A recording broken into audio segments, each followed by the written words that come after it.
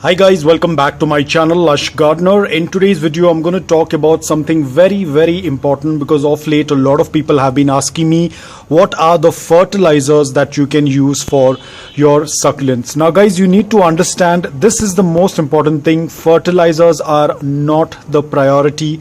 They are not the most important things right now.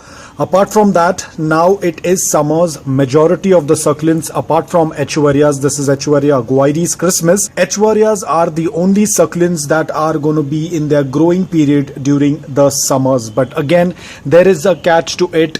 If the temperatures are rising above 38 degrees Celsius, 39 degrees Celsius, even your Echeverrias will start to go into semi-dormancy because of the excess amount of heat. So you have to be extremely careful. I have been talking about this from day one, that fertilizers are not the most important thing.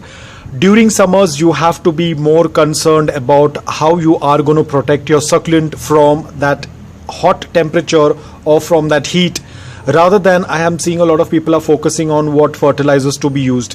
Whereas majority of the varieties of succulents, you name sedums, graptovarias, graptopetalums, patchophytums, string of pearls, string of dolphins, the burro's tail, the donkey's tail, every succulent is in its dormant period. You do not need to add fertilizers.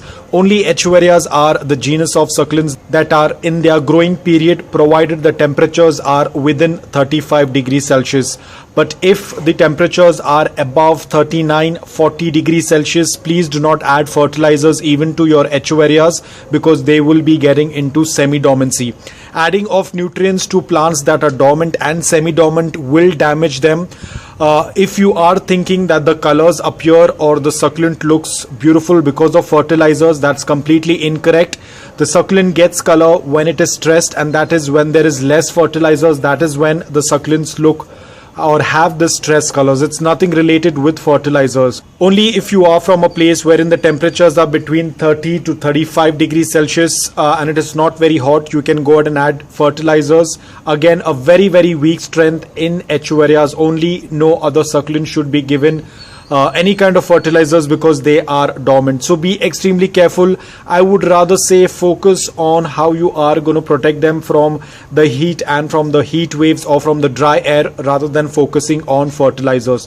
So be very careful guys. Fertilizers are not the most important thing. As I've said this multiple times, you just focus on the health of the succulent. But in case if you want to use any kind of fertilizers, go for a liquid based fertilizer, dilute it in water.